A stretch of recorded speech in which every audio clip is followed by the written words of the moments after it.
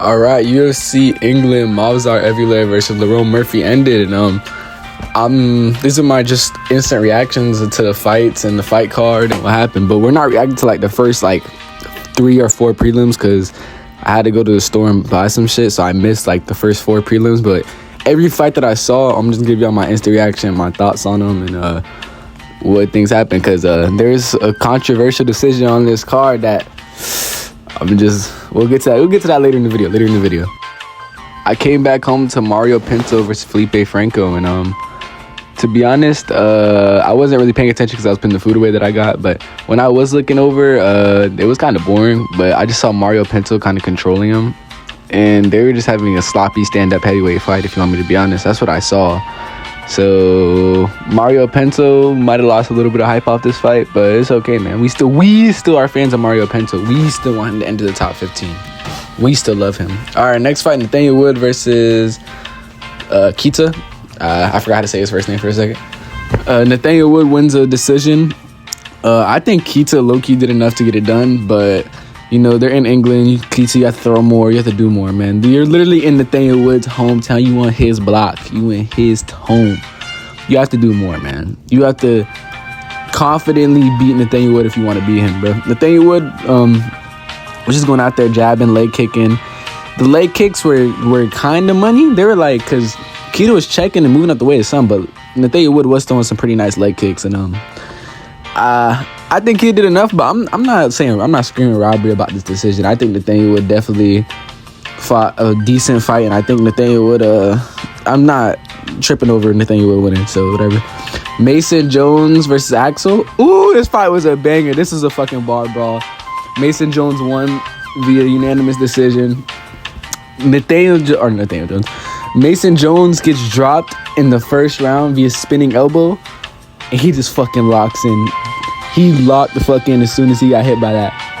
Oh my god, Axel's cut on his face is disgusting. I wish I could show y'all, but the video's gonna get taken down. This shit was crazy. This was for sure fight of the night. I think Dana already gave out fight of the night. I'm pretty sure this is it though. I'm like 100% sure. The only other contender is Luke Riley versus the other guy. So Mason Jones versus Axel Sola. Axel Sola lost his O, sadly. Axel Sola looked at that dog in him, but Mason Jones did it for the hood, bro. He put it on for the hood, and Mason Jones, congratulations, bro. All right, on to the main card. I'm going to get more in depth because I actually watched these fights. I was locked in for these fights. Curtis Campbell versus Danny Silva. This was a pretty decent fight. Danny Silva just looked faster than Curtis Campbell, if you want me to be honest. He just looked way better in the boxing, which we knew was going to be there. I sadly picked Curtis Campbell. I'm not gonna lie. I bought into the fucking Contender Series hype. I fell for it again. Oh my god, I don't know how the fuck I keep pulling for this shit. But Curtis Campbell, the Pink Panther, he shot a beautiful takedown in round 1, took him down, but Danny Silva got back up. Danny Silva was kind of lighting him up on the feet. Bro, he hits Curtis Campbell with a fucking banger, and Curtis Campbell couldn't recover after that, bro. It was honestly over as soon as he hit him with that. Curtis Campbell definitely couldn't recover. Curtis Campbell just... The only thing he had going for him was leg kicks and just all his kicks around. That's the only thing I saw really going for him. And I think Curtis Campbell, it was his first fight in the UFC, so he could recover from this. Danny Silva, good win. Very good win, actually, going in enemy territory and knocking out the fucking prospect right in front of everybody. So, Danny Silva, beautiful boxing performance. I liked how his takedown defense looked, because he was putting the pressure on Curtis Campbell early, too. He was pressuring him. He was doing his best. And Curtis Campbell, get better boxing defense, buddy. But your takedowns were pretty nice. Your entries were pretty nice. And I think Curtis Campbell could be back. Christian Leroy Duncan versus Roman Dolidze. I told y'all Roman Dolidze is the worst ranked fighter in the UFC, bro. What the fuck was he doing out there? And he was raising his hand like he won after the fight. What was he doing? Bro, every time he got hit by any type of shot, he would just roll on his back and try to get Christian Leroy Duncan to come into his guard. Like, what is Roman Dolidze doing? Christian Leroy Duncan looked nice with the leg kicks. He just looked way faster than Roman Dolidze. Roman Dolidze just looked like a bum out there, if you want me to be honest. He wasn't doing nothing of substance except fucking rolling on his back and trying to get Christian Leroy Duncan to jump into his guard. He was trying to do these spinning attacks, too. Like, he hit a spinning elbow in the first round. I think it was a spinning elbow. I don't know what he hit. He was spinning something. And he just kept spamming spinning attacks like he was gonna fucking knock him out somehow with those. Like, buddy, What are you doing out there? He's the worst ranked fighter. He's not even gonna be ranked anymore, so I can stop saying that. Now it's Cheeto Vera, I think, is the worst ranked fighter. Or is Taito Iwasa still ranked? I don't know. If Taito Iwasa is still ranked, he's probably the worst. But yeah, Rome Delite, you finally lost your ranking, buddy. You were a fraud. I told everyone this. I predicted this one. And now on to the live massacre. Alex Lane got massacred on live television. Like, we all knew it was gonna happen. Bro, the odds was like negative 700. Alex Lane had no chance in this fight. It was genuinely a humiliation ritual for Alex Lane. He got sent to the Shadow Realm. Actually, he didn't get knocked out cold, but he still got knocked out. Yeah, Alex Lane should low-key be cut from the UFC. I don't know. I don't see him winning a fight. He's way taller and he looked way strong. He didn't even look in the same weight class, actually. I don't know how he made light heavyweight, but he just still got fucking chinned easily. No difficulty. So, Alex Lane, I think, should be cut from the UFC. Aranuski, honestly, I want to see him fight someone in the rankings, man. Like, his first fight was that fucking bar brawl banger for, like, I don't even think it was a minute. I actually think it was a minute. It was a minute and 30 seconds. It was 90 seconds. But Alex Lane, he fucking sends Alex Lane to the Shadow Realm in 28 seconds.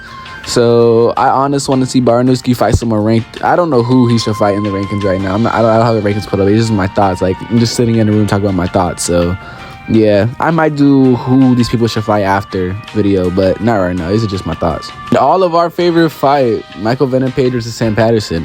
Fight of the year? No. Yeah, this fight was ass. Round one, they literally just didn't throw anything at each other. They were literally just sitting there. I told you Michael Venom Page sticking his tongue out like he's MJ Duncan. Michael Venom Page just sitting there. Michael Venom Page did deserve to win this fight, if you want me to be honest. He landed the way cleaner shots. Did Sam Patterson even land clean on Michael Venom Page this whole fight? I just, like, Michael Venom, I think they had like 15 total strikes, like, together. Nah, not together. I think they had like 15 total strikes each, probably, throughout the whole fight. It was just a boring fight. They got booed the whole time. Michael Venom Page showed better takedown defense, though, because Sam Patterson did have decent clinch entries to try to take him down, but it wasn't nothing, and Michael Venom Page easily defended them, so it was whatever. All right, Luke Riley versus Michael Aswell. This was a banger. Michael Aswell has a fucking crazy chin, and so does Luke Riley. The first round, the first, like, 3 minutes of the first round, Michael Aswell is pressuring Luke Riley, pressuring him, like, pinning him against the fence, trying to shoot takedowns, fucking throwing everything he has, throwing the book at Luke Riley.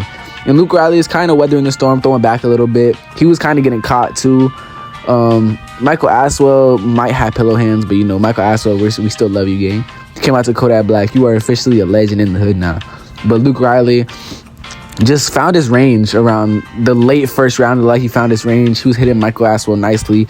They gave Luke Riley a 30-27, which I don't agree with. I think Michael Aswell won the first round. I think Luke Riley won the other 2 rounds. But, yeah, but it gets to the second round. I think the second round was all Luke Riley, if you want me to be honest. Luke Riley was landing beautifully on Michael Aswell. And, like, Michael Aswell would fire back, but, like, every fire back Michael Aswell had was, like, just pitter-patter compared to Luke Riley's shots. Like, Luke Riley was throwing everything into his shots. Michael Aswell was too, but his shots just didn't have enough significance to back up Luke Riley while Luke Riley was pressuring and pushing forward. And Luke Riley honestly just put the pace on him, was nicely boxing him up. And third round, it was more the same as the second round. Luke Riley just pinned it on him. And Michael Aswell couldn't do anything about it except just throw, like, one throw combination, while Luke Riley's pinned up, like, 4 punch combinations to his one. He just, I don't know. He just outstruck him and outpowered him, I guess. All right, now on to Lerone Murray versus Marzar Evloev, the main event of the night, the controversial decision. Honestly, if you want to hear my honest opinion, I think the best this should have been for Marzar Evloev is a tie. Round 1 was very close. I'm going to give it to Lerone just because Lerone put up better combinations. He was, like, for every 1 punch Marzar threw, it was like 2 punches, 3 punches Lerone. I think Lerone won the first round. The second round, I think Lerone clearly won that round. He just outstruck him. The third round, throw up. Honestly, a throw up round. Whoever you want to give it to is whoever you want to give it to. Marzar got to take down the last, like, 10 seconds. I don't really think that really fucking did anything for him.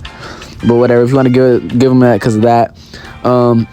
Was a toss-up, clearly. Like, it was literally, you could pick either one of these. I wouldn't be mad. Either one of them won that round. Round 4 and 5 was all Marzar Evloev. He put the pace on him. He was shooting takedowns. He was taking them down at ease, to be honest. I don't know why he didn't shoot takedowns earlier. Maybe it's because of Lerone's movement. But Lerone did pop his hip out of place, I think. I heard while they were fighting. because he did a little spinning elbow again because he thought he was fighting Aaron Pico or some shit. I don't know if he thought that was like his thing now, but he did that and he popped his hip. So round 5, he literally just was sitting there at range, like jabbing him up, trying to jab him up, like one little overhand right. Movsar clearly won 4 and 5, but he did have a point deducted in the 4th round. I think it was the 4th round. Yeah, it was the 4th round where he nutshot Lerone for the 2nd time in the fight. They took a point away. So I think it should have been at best a tie for Movsar, because I don't think he won 4 rounds to 1 to Lerone. But I guess I'm not a judge. I guess I'm a fucking stupid casual, I guess. I don't know.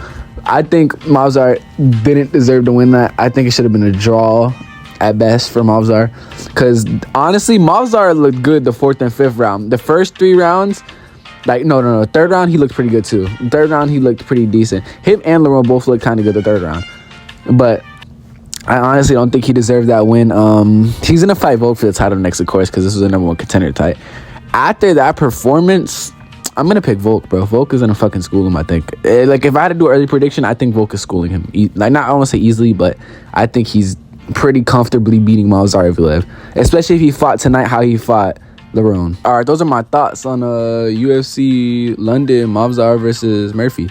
Put y'all comments down below what y'all think, because like maybe I'm a stupid casual and y'all think fucking Movsar 5-0 Lerone Murphy and clearly won, and maybe y'all think fucking Sam Patterson got robbed versus MVP. I don't know. It's up to y'all. But yeah, follow my TikTok. I'll put it on the screen. I live reacted to Luke Riley versus Michael Aswell there. So yeah, I might do more lives. I don't know though, because it's kind of weird doing them, because like, you know, my family walk through the living room and shit. But it's whatever. Like, sub, and y'all boys stay blessed. I hope y'all have a great day, a great night, whatever you watching this. Stay blessed.